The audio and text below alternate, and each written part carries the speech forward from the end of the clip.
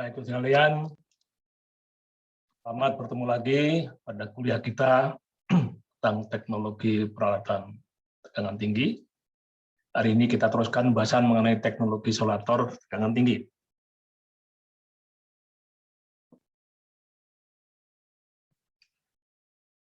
Bahasan yang lalu kita sudah sampai kepada masalah standar isolator, ya. Maka hari ini akan kita teruskan masalah polusi dan kegagalan isolator tegangan tinggi, dan kemudian teknologi untuk mengatasinya. Dan juga nanti dilanjutkan dengan rangkaian ekivalen dan simulasi komputer.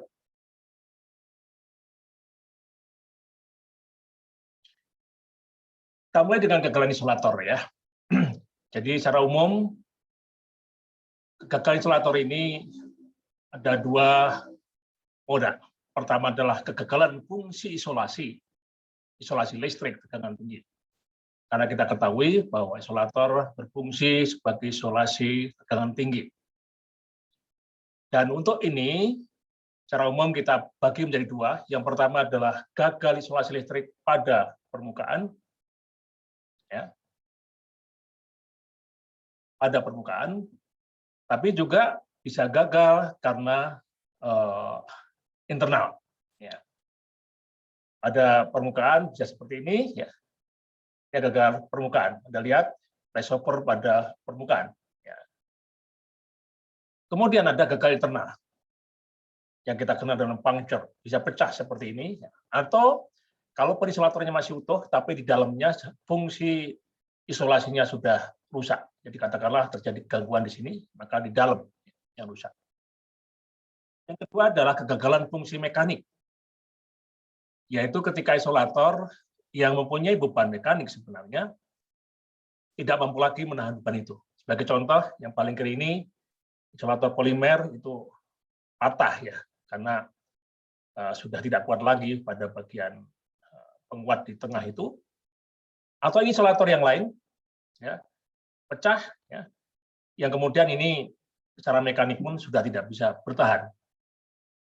Dan moda yang sering terjadi juga adalah bentuk seperti ini. Anda lihat, bagian pinnya ini yang semula besar seperti itu termakan oleh korosi, sehingga menjadi kecil sekali. Maka ini bisa mengganggu kekuatan mekaniknya, dan ini adalah potensi mengalami kegagalan fungsi mekanik. Dan akhirnya juga listrik. Jadi kalau otomatis kalau isolator ini patah, maka fungsi listrik pun juga akan terganggu. Baik. Kita spesifik melihat isolator pasangan luar. Maka isolator pasangan luar atau outdoor insulator itu akan diterpa oleh cuaca luar, ya, otomatis. Hujan, angin, debu, ya, kabut, ya, akan polusi, ya, akan masuk di sana. Pengaruh polusi sangat besar pada isolator pasangan luar. Dan pada saat yang sama dia mengalami stres mekanik, beban dari konduktor. Dan juga stres listrik karena tegangan, ada medan tinggi di sana. Oleh karena itu, stres mekanik, stres listrik, ditambah polusi, itu menjadi faktor-faktor yang sangat menentukan isolator itu menjadi gagal. Baik, kita lihat sekarang pengaruh polusi. Polusi yang menerpa isolator tegangan tinggi pasangan luar, ya, itu yang pertama akan menaikkan konduktivitas isolator, ya, khususnya di permukaan. Ya. Kalau konduktivitas naik, sementara isolator itu mendapatkan tegangan tinggi, ada medannya, maka kemudian terjadilah kenaikan arus bocor, leakage current pada permukaan. Ya. Dan kemudian polusi yang tidak merata itu bisa menjadikan pemendekan leakage distance. Jadi isolator seolah menjadi pendek. Dan kemudian ini bisa menyebabkan adanya dry band formation and arcing. Ya. Nanti akan kita bahas apa itu dry band, ya, arcing itu seperti apa. Ya. Dan ujungnya adalah flashover. Jadi flashover ini adalah final electrical failure, ya, dari isolator. Ya. Gagal isolator secara listrik, maka bisa ditandai dengan adanya flashover. Itu dimulai dengan prosesnya dari yang atas ini. Ini konstruksi dari isolator secara umum. Kita ambil ini adalah tipe cap and pin type, ya, porcelain insulator. Jadi ini di atas ada cap, ya, di bawah ada pin, kemudian ini adalah isolatornya adalah yang ini. Kemudian tentunya ini dihubungkan dengan isolator yang atasnya, ini ada pin di sini, ini dari isolator yang di atasnya. Maka kita lihat di sini ada permukaan isolator. Jadi kalau ini cap-nya sini sampai di sini, maka isolatornya sendiri sebenarnya adalah dari sini, kemudian dia melengkok-lengkok begini ya, gini. Nah itu kita kenal dengan leakage distance. Leakage distance. Leakage distance itu mengukurnya secara praktis, isolator kita letakkan, kemudian kita pasang tali, mulai dari ini, terus saja merambat begitu sampai di ujung sini. Berapa panjang tali itu? Itulah leakage distance dari isolator. Nah, kalau kemudian direnteng ada sekian isolator, tentunya total leakage distance-nya tinggal ditambahkan. Nah, kita tinggal ditambahkan. Nah, ini lebih detail lagi mengenai sambungan. Jadi isolator yang gambarnya barusan ini, maka di sini kita lihat ini adalah metal. Ya, ini metal, logam ini. Logam cap ya. Kemudian logam pin. Nah, antara cap dengan isolator, isolatornya adalah ini. Maka dilem, ada lem semen khusus.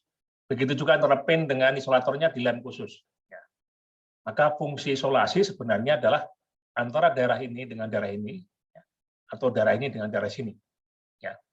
Kemudian kalau ini tembus ke dalam, nah tentunya ini akan sangat berat karena ini apa? Maka isolator itu fungsi yang juga terjadi gangguan adalah di permukaan tadi ya, kita lihat ya. Baik, kemudian ini adalah suatu rangkaian isolator yang masing-masing punya leakage distance tadi ya. Dari sini, kemudian ke sini ya sampai bawah lagi. Dan di renteng ada berapa buah, n buah, maka ditambahkan. Nah, kemudian ini ada istilahnya dry arc distance. Jadi kalau ada arc dry, tidak melalui permukaan, maka langsung bisa menyambar sampai sini. Nah, perlu jarak segitu. Tetapi connection lain dari ujung metal ke ujung metal itu dari sini. Connection, tarik ke sini, sampai paling bawah ketemu di sini. Ini adalah connection length. Ya. Nah, ini contoh ya bahwa leakage distance itu perlu diketahui tergantung dari tegangan operasi dari sistem. Makin tinggi tegangan operasi, maka diperlukan leakage distance yang makin panjang, dan itu tergantung dari level polusi. Maka polusi itu penting untuk diketahui. Sebagai contoh ya, contoh tegangan 500 kP. Pada daerah yang bersih, jadi light pollution, ya, itu perlu 8.800 mm. Berarti 8,8 meter. Itu leakage distance yang diperlukan. Tapi kalau daerah itu berubah dari light pollution menjadi heavy, very heavy, sangat berat, maka tidak cukup yang 8.800 itu, harus menjadi 17, 2 kali lipat. Oleh karena itu, ketika mendesain isolator dalam satu jaringan, itu harus dilihat betul. Bukan hanya saat ini polusinya seberapa, tapi diperkirakan berapa tahun lagi kira-kira seperti apa polusinya. Karena kalau nanti tidak diperhitungkan, tahu-tahu polusinya naik dengan sangat besar, leakage distance-nya sudah tidak cukup lagi, maka isolator akan flashover. Ya. Katakanlah diperlukan 17.000 sekian, ternyata disiapkannya hanya 11.000. Tidak pernah terbayang terjadi polusi yang sangat berat. Nah, ini salah satu bagaimana desain suatu sistem ya berkaitan dengan isolator tegangan tinggi. Nah, ini typical number of insulator ya.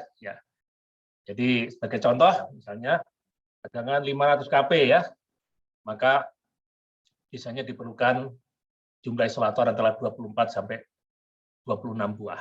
Yang rentengan tadi ya. Nah, makin rendah tegangannya, maka jumlah rentengan isolatornya juga semakin kecil.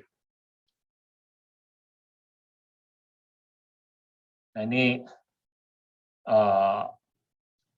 berapa jumlah isolator yang bagus harus berfungsi, ya. Karena isolator itu kadang-kadang rentengannya panjang, tapi kadang-kadang ada yang rusak itu ya. Jadi beberapa buah rusak. Maka dalam beroperasi itu ada minimum isolator yang harus masih bagus. Otherwise, maka sistemnya akan mengalami kegagalan. Baik, kemudian ada beberapa karakteristik penting dari isolator yang akan kita bahas. Yang pertama adalah hidrofobisitas. Tingkat dari kemampuan isolator untuk menolak air. Kalau ada air jatuh di permukaan, bagaimana isolator mampu ya, menolak air itu tidak menempel. Yang kedua, flashover voltage, ya, tegangan flashover. Yang ketiga harus bocor, leakage current. Kemudian surface resistance dan temperaturnya. Ini berkaitan dengan itu ya. Kita lihat pertama hidrofobisitas. Jadi per definisi hidrofobisitas dari permukaan, khususnya di sini kita bahas mengenai isolator, adalah kemampuan menolak air dari suatu permukaan. Dalam hal ini permukaan isolator. Ya. Kemudian dikuantifikasi dengan sudut kontak. Nanti kita lihat apa itu sudut kontak. Ya. Kemudian dibedakan atas hidrofobik dan hidrofilik. Hidrofobik itu adalah permukaan yang sifatnya menolak air, seperti daun talas. Sementara hidrofilik adalah permukaan yang cenderung menyerap air, seperti kertas. Kita menaruh air di atas kertas atau tisu begitu, langsung hilang itu kertas, diserap oleh tisu, maka hidrofilik. Tapi kalau kita jatuhkan air pada permukaan daun talas, maka akan terlempar itu, karena sifatnya hidrofobik. Nah, kemudian ini berhubungan erat dengan flashover voltage dan juga leakage current. Ini contoh, permukaan hidrofobik itu seperti ini. Kalau kita jatuhkan air, maka air itu bentuknya butiran-butiran. Bahkan itu kalau kita goyang begitu akan gelinding ya, kayak bola-bola kecil. Begitu. Maka itu hidrofobik. Sementara hidrofilik yang ekstrimnya adalah yang ini. Ya. Kita kasih air, airnya terserap oleh permukaan. Maka itu hidrofilik. Nah, isolator yang bagus adalah isolator yang ini. Seperti ini. Ini bagus.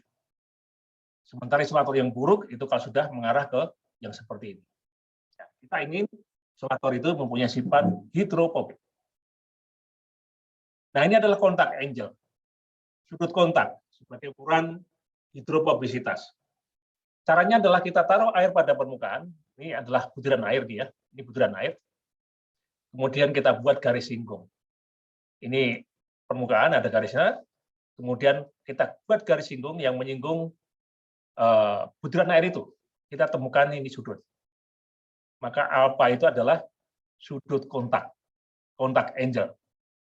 Dalam hal ini kira-kira sudut ini adalah 45 derajat ya. 45 derajat. Kira-kira. Sedangkan yang bawah itu adalah permukaan yang lain lagi. Kita tarik garis lurus, kita buat garis singgung. Maka sudutnya adalah ini. Nah, sudut ini kira-kira 110 derajat. Maka kalau di bawah 90 derajat, itu kita kenal hidrofilik. Ya. Sedangkan kalau di atas 90 derajat, itu hidrofobik. Jadi kita ingin isolator itu permukaannya seperti ini. Ya, ini good, bagus. Sedangkan kayak yang di atas ini bad, not good. Ya. Baik, kita teruskan berikutnya polusi. Nah, untuk mengetahui level polusi itu, orang menggunakan suatu definisi yang kita kenal dengan ESDD. Equivalent Salt Deposit Density. Itu menyatakan kandungan ekuivalen garam persatuan luas dari polutan yang terdeposit pada permukaan isolator. Dan ini dominannya berasal dari senyawa garam yang bersifat konduktif. Jadi untuk mengukurnya kira-kira kalau kita punya isolator di luar, di atas, kemudian ingin tahu berapa SID-nya, maka isolator itu harus kita ambil dulu. Kita turunkan, kemudian kita cuci dengan suatu air yang aqueous ya.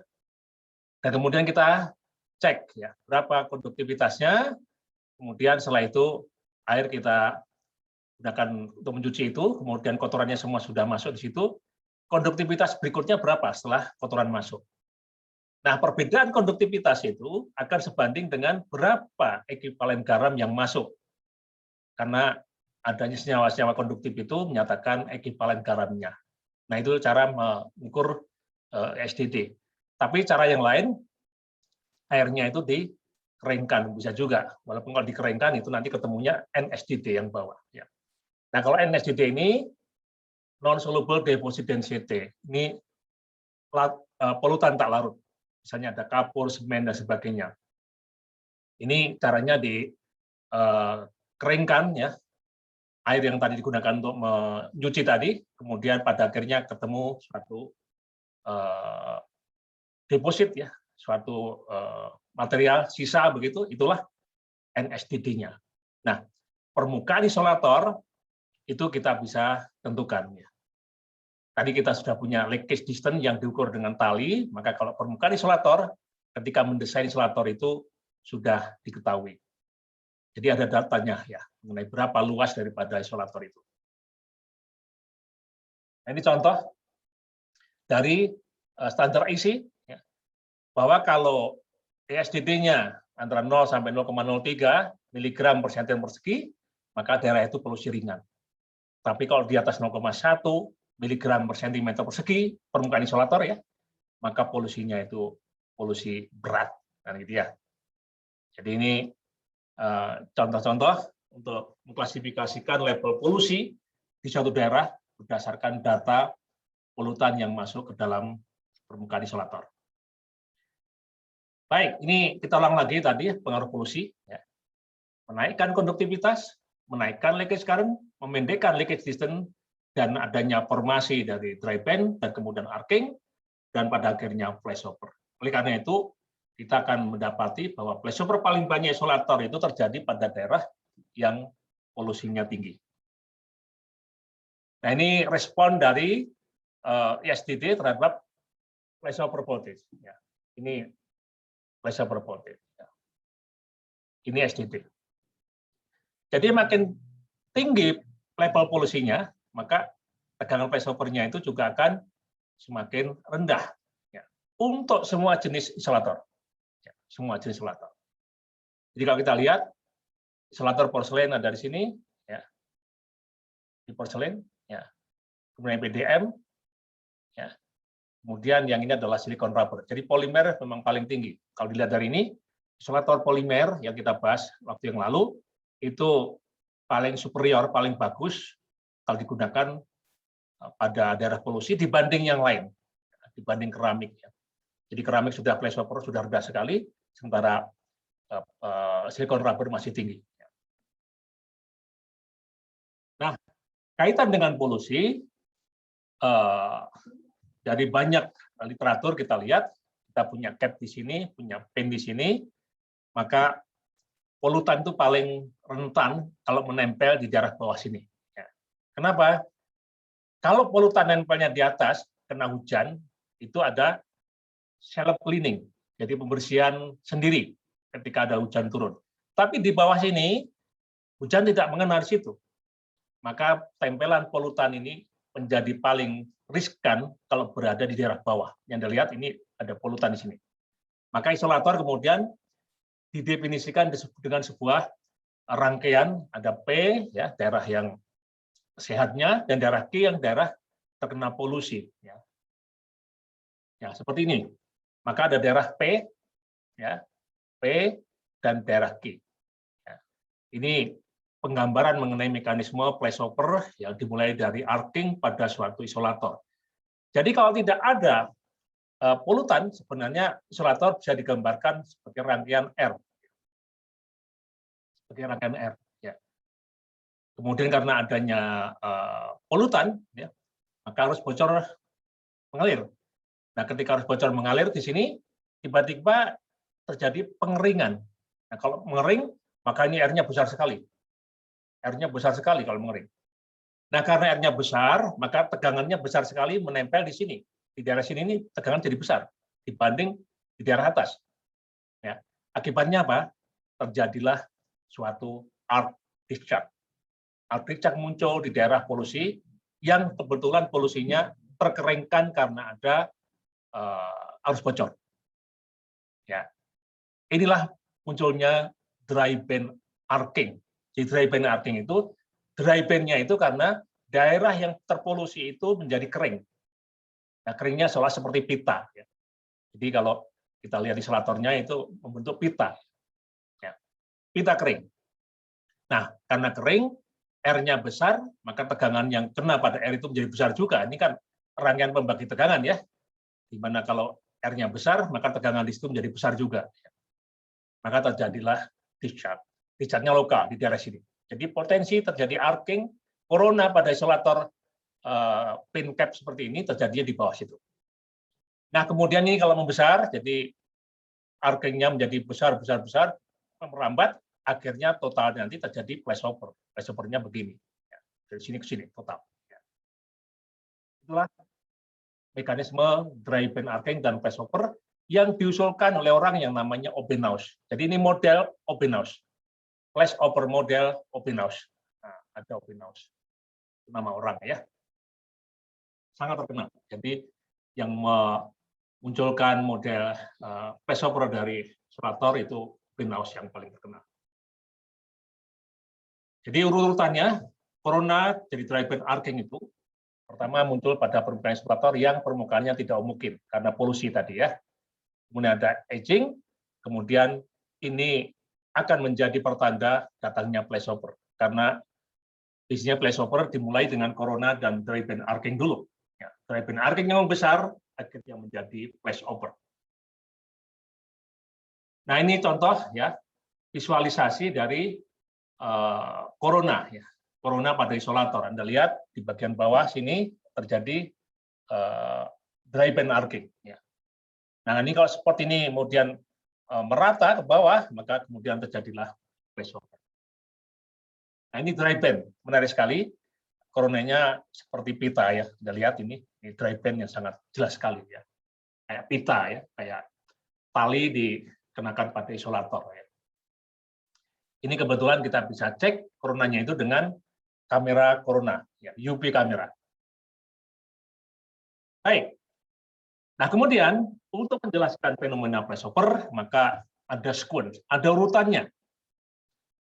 Ini saya harapkan Anda bisa menjelaskan dengan baik ya. Jadi urutan flashover itu pertama ada contamination deposition. Ada polusi dulu menempel pada permukaan isolator. Kemudian ada conductive water filming. Jadi ada air ya, ada air, lapisan air. Gabungan antara polusi dan lapisan air menghasilkan arus bocor yang besar.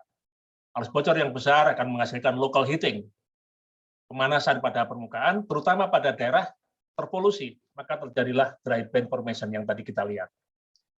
Nah, kalau dry band-nya sudah ada, tegangannya masih ada di situ, maka terjadilah dry band arcing. Dry band arcing bisa membesar, kalau sebelahnya, terus saja kita kenal dengan dry band extension. Nah, dry band extension yang besar menghasilkan air ionization. Udara di sekitar dry band itu terionisasi. Nah, kalau udara sekitar dry band terionisasi, maka kemungkinan berikutnya terjadi kegagalan total yang kita kenal dengan flashover. Ya. Ini contoh, ya. Contoh yang sangat menarik ini ya. Jadi pertama Anda lihat di bawah ini terjadi semacam local heating dan dry band arcing lokal. Ada isolator yang paling atas. Nah kemudian merambat, ini setelah ini di sini merambat di bawah. Ya, isolator yang bawah juga di bawahnya. Kemudian di bawahnya terjadi lagi.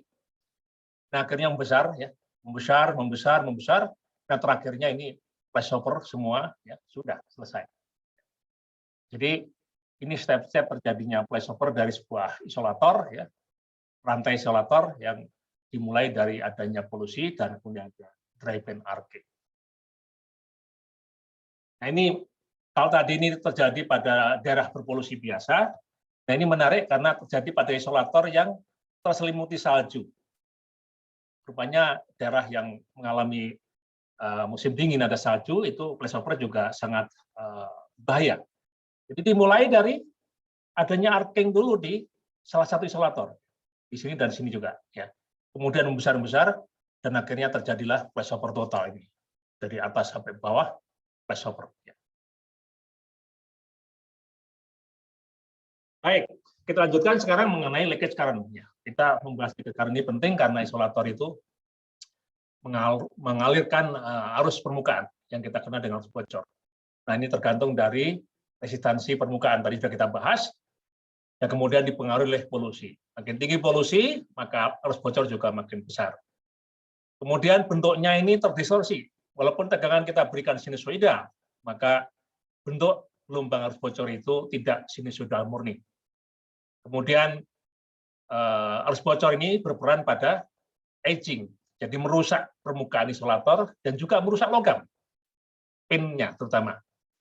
Dan kemudian ini menjadi sinyal untuk diagnostik isolator. Ya. Nah ini kita lihat ya, bahwa kita punya isolator ya, seperti ini, ya, bahkan mungkin di daerah yang polusi tinggi, ya, di Garduindo begitu, maka arus bocor itu mengalirnya ini pada garis yang merah itu ya. Ini tegangan tinggi, konduktor ada di sini, ya.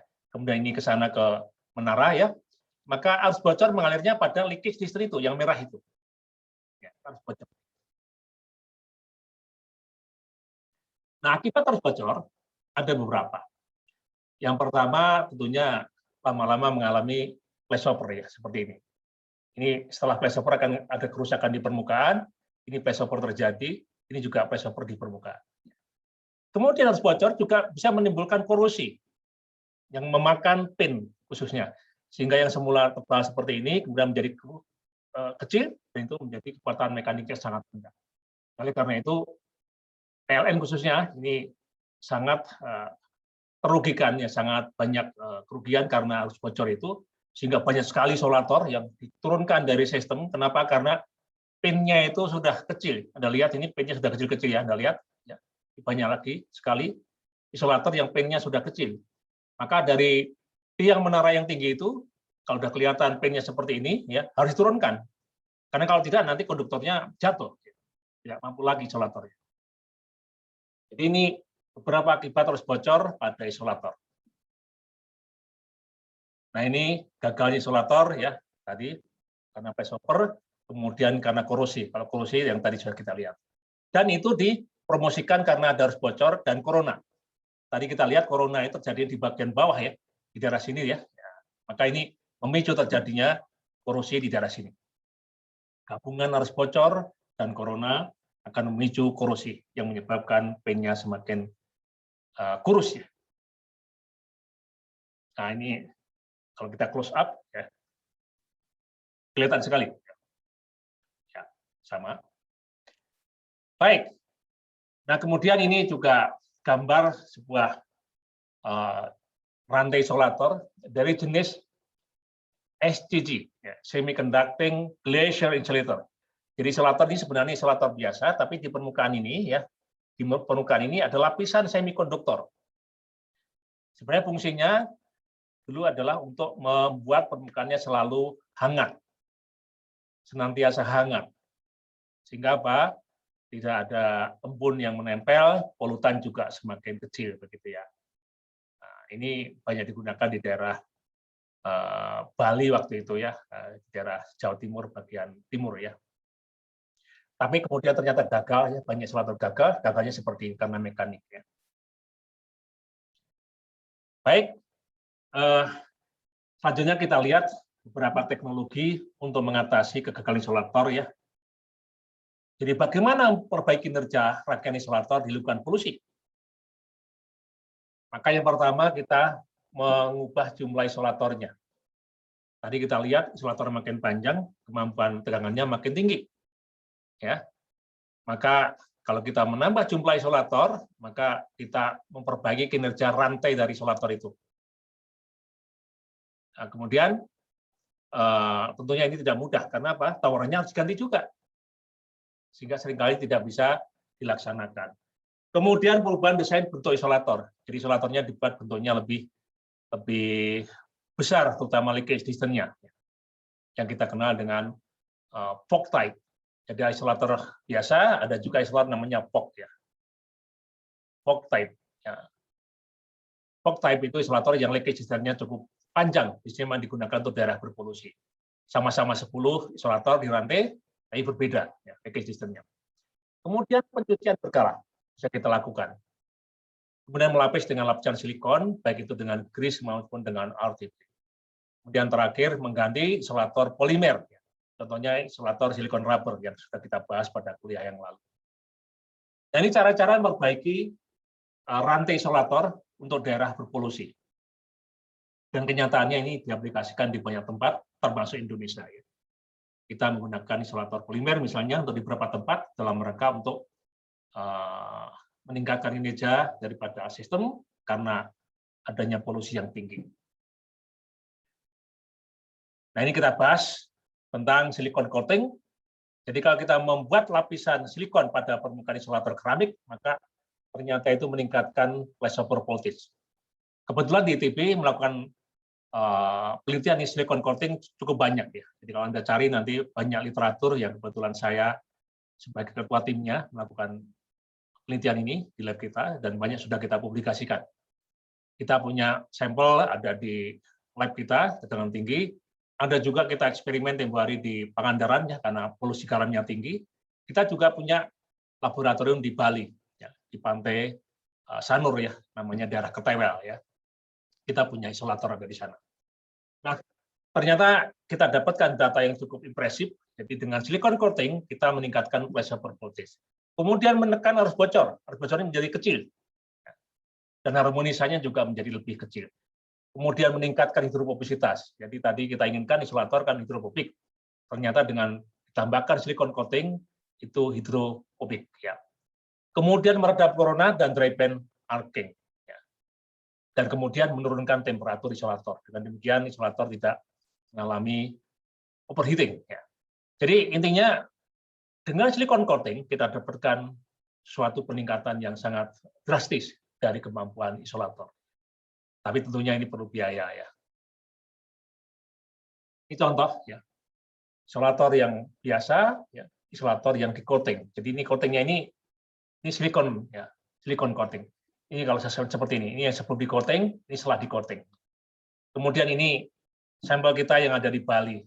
Jadi ini di coating satu, yang dua ini tidak.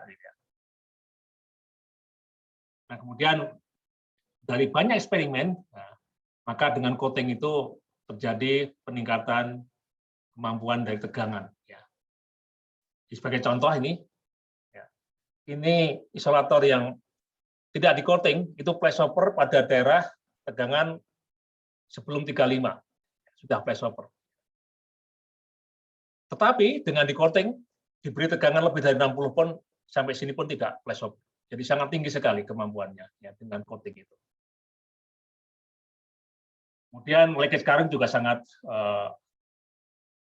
rendah. Ya. Jadi contoh misalnya ini tanpa di coating itu 1,6 mA, tapi dengan di coating hanya 0,39. Kemudian ini dinaikkan tegangan 35 flashover, 35 kV ya. Sementara ini sampai 45 pun tidak ada apa-apa. Bahkan arus bocornya masih kecil sekali. Ya, ini adalah leakage current dan tegangan ya. Kemudian kita lihat dari sisi corona ya. Corona yang non coated ya, ini kalau kita lihat intensitasnya kira-kira 3.600. Ini juga sama, 3.600. Tapi yang di coating itu hanya 360-an. Jadi kira-kira 1/10-nya. Jadi intensitas corona dengan di coating itu menjadi sangat-sangat rendah. Jadi kita menurunkan corona sangat tinggi sekali, sangat drastis kalau kita gunakan silikon coating. Jadi saya termasuk yang menganjurkan beberapa daerah polusi itu digunakan silikon coating. Dan ternyata ini memang sudah dilakukan ya. Daerah Gresik itu banyak isolator di coating. Daerah Pantai Selatan juga beberapa tempat di coating. Ya ini tadi. Ya. Ini contoh yang lain. Jadi 2000-an, tapi yang di coating cuma 100. Jadi sangat kontras ya. Baik, kemudian temperatur. Dengan pemberian coating, temperaturnya juga berubah. Sebagai contoh ini, ya, tanpa coating temperaturnya 35,7 pas air, pas S-nya 35,8, tapi yang di coating 31. Jadi ada penurunan temperatur kira-kira 4 derajat. Ini diukur dengan menggunakan apa? Ya, dengan menggunakan thermal kamera, infrared kamera. Ya. Infrared kamera ini bisa kita gunakan untuk pengukuran temperatur dari jarak jauh, ya, remote. Ya. Jadi bandingannya 31,5 dan 34. Nah, kemudian tempo hari ada teknologi yang tadi sudah disinggung dengan menggunakan lapisan semiconductor, semiconducting glass. Ya. Tujuannya adalah untuk membuat permukaan itu selalu hangat, warm. Ya. Akibatnya tidak ada air yang menempel gitu kan. Kalau ada permukaan air, ada air yang menempel itu langsung kering gitu ya, karena panas, hangat ya. Sehingga juga polusi itu tidak banyak terperangkap. Nah, dengan demikian ini akan boleh bilang menghilangkan ya dry band dan juga arcing. Ya. Kemudian flashover akan dihindarkan. Nah, tetapi memang betul jadi kenyataan tempo hari ya penelitian saya untuk pemakaian di Bali ya beberapa tahun yang lalu menunjukkan memang betul jadi dengan menggunakan isolator ini yang semula sering kali terjadi flashover ternyata dalam beberapa tahun itu praktis tidak ada flashover. Isolatornya bagus sekali sehingga waktu itu PLN menyatakan ini teknologi yang luar biasa begitu ya, bisa menghindarkan dari flashover.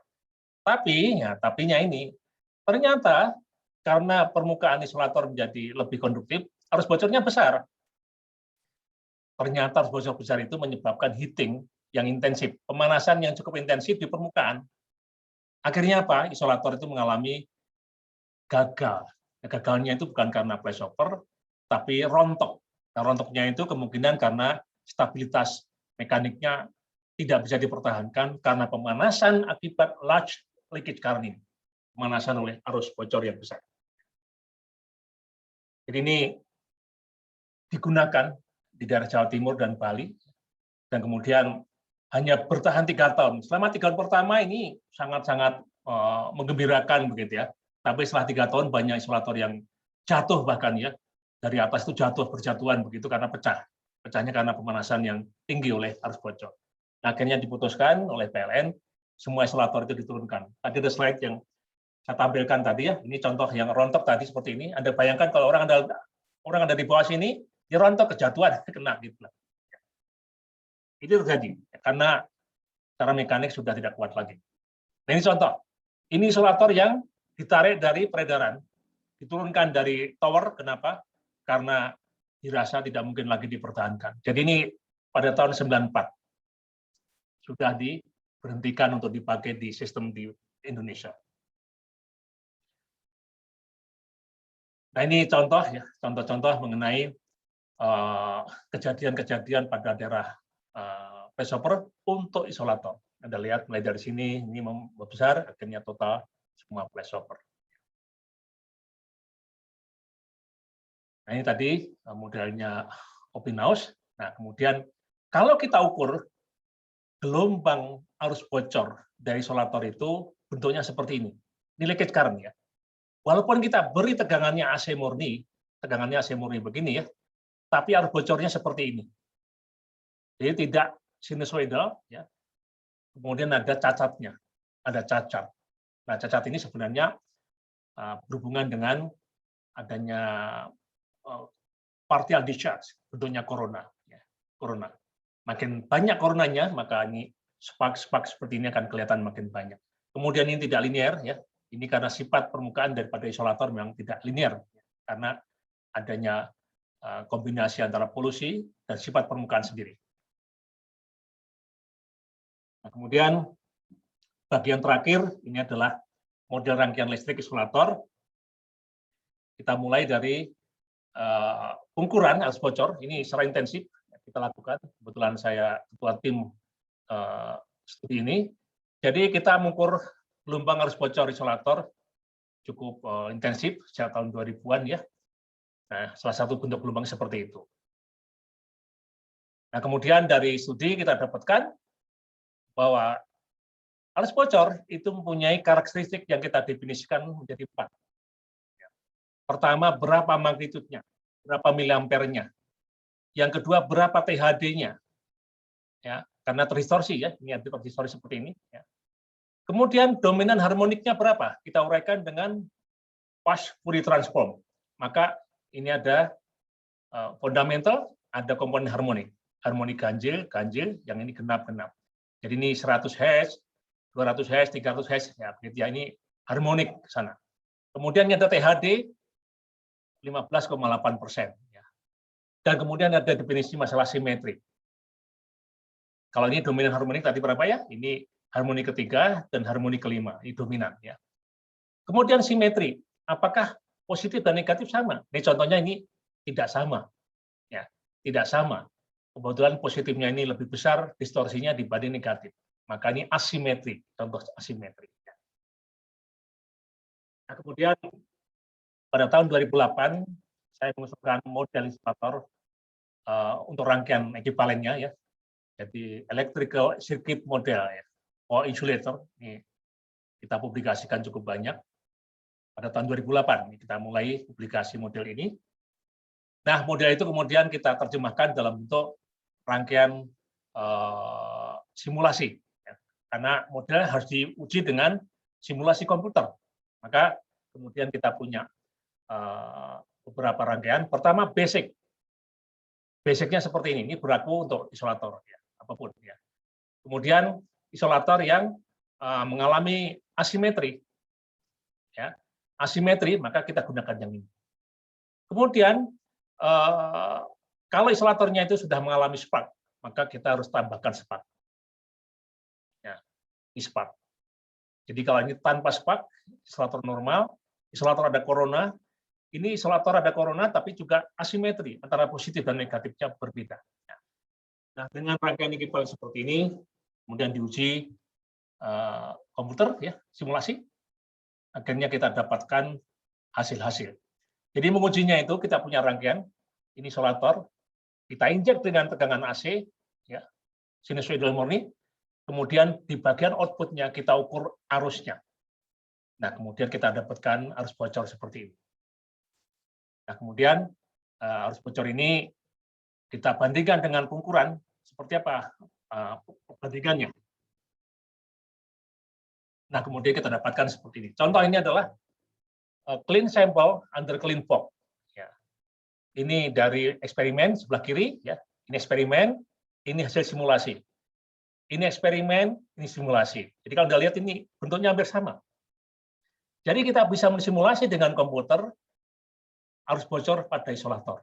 Nah, dengan demikian kita bisa membuat suatu pengetahuan baru tentang bagaimana perilaku isolator dilihat dari rangkaian listriknya.